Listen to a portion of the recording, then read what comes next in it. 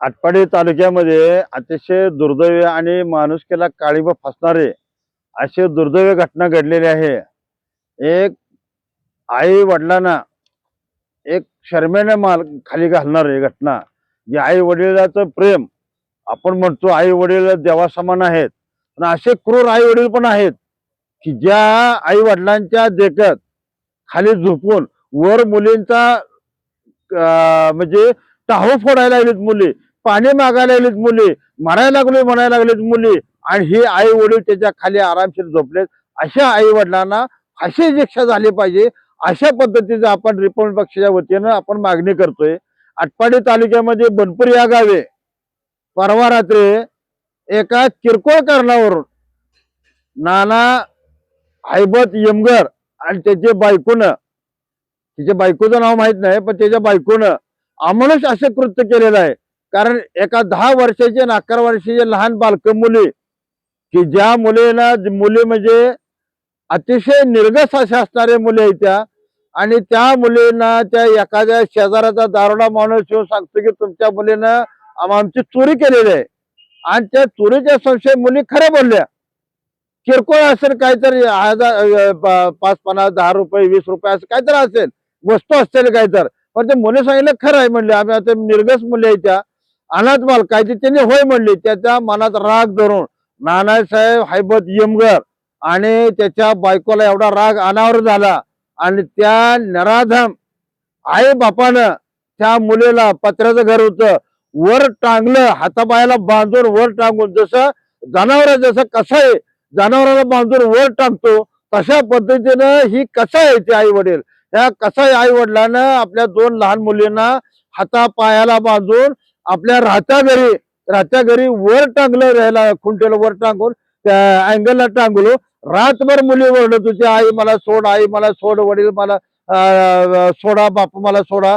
असे 2-3 तास नाही, तब्बल 12 तास ओरडून ओरडून एक मुलगी जागेवर मेली आणि दुसरी मुलगी बेशुद्ध झाली. सकाळी उठल्यानंतर तिच्या आई बापानं, ते आई बापा असे घोरत झोपले होते.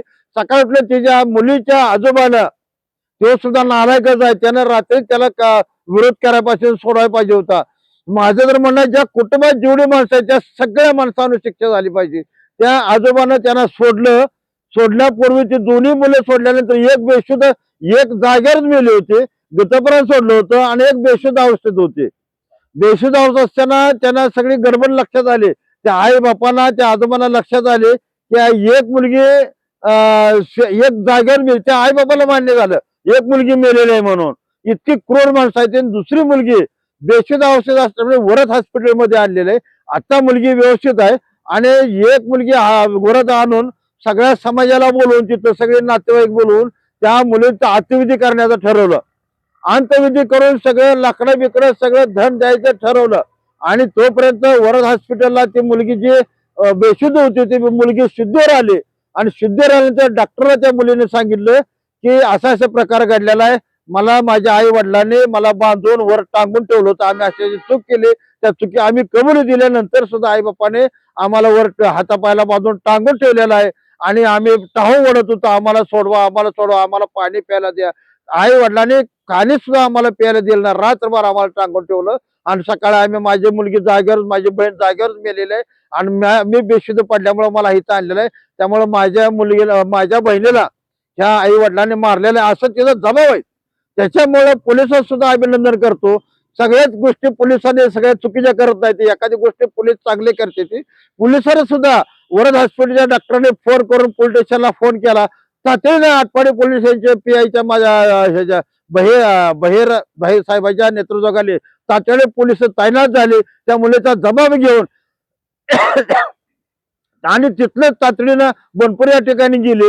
बनपुरीमध्ये मुलीला सरळ रचलं होतं, सगळं सरळ रचून त्या बाप म्हणायचा नराधम त्याला अग्नी द्यायच्या अगोदर त्या पोलीस स्टेशन गेलं. पोलिसांची सगळी तैनात तिथं फौज गेली, आणि त्यांनी त्या मुलीचा मृतदेह ताब्यात घेतला.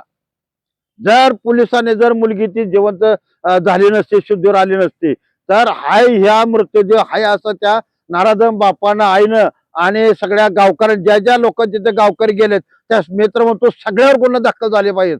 कारण अमानुष हत्या करण्याचा अधिकार कुणाला दिलेला नाही. आई असू द्या, बाप असू द्या, कुणी काय असू द्या, परंतु निर्जीव मुलांच्या हत्या ह्या लोकांनी केलेल्या आहे.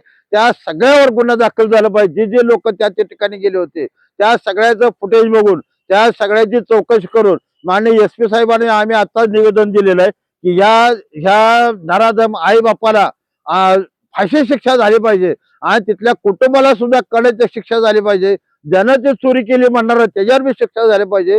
आणि जो त्या ठिकाणी अंत्यविधीसाठी सगळं गाव गेलेलं आहे त्या गावावर सुद्धा फौजदारी गुन्हे दाखल पाहिजे असे मी रिपब्लिकन पक्षाच्या वतीने मागणी करतो. आणि या ठिकाणी आताच अधिवेशन संपलेलं आहे. ज्या पद्धतीने अधिवेशन मुख्यमंत्र्यांनी आपल्याला आमची विनंती आहे की मुख्यमंत्री साहेब, गृहमंत्री साहेब, तुम्ही सांगली जिल्ह्याकडे लक्ष द्या आणि या बनपुरी गावामध्ये अमानुष हत्या झाली त्याची ते तातडीने फास्ट कोर्टामध्ये जलद गतीने तुमचं ते ही चालवा, फास्ट ट्रॅक चालवा आणि ह्या आई वडिलांना फाशी शिक्षा झाली पाहिजे. तरच इथनं पुढे अशा घटना घडणार नाहीत. कारण मागल्या वर्षी अशी जे घटना घडलेल्या आहे निलकर्जी या गावामध्ये एका शिक्षकानं अमानुषपणे मुलगी मरुस तर त्याला मारलेलं कारण कमी मार्क पडलेत म्हणून. आणि ही दिवसेंदिवस पालकांचा क्रोध, आईचा क्रोध, मुलाविषयी असणारा गैरसमज इतकं वाढत चाललेलं आहे. त्याला कुठेतरी आळा बसण्यासाठी ह्या नराधमांना आटपाडी तालुक्याच्या चौकामध्ये फाशी शिक्षा झाली पाहिजे अशी तरतूद करावी अशी आमची भूमिका आहे.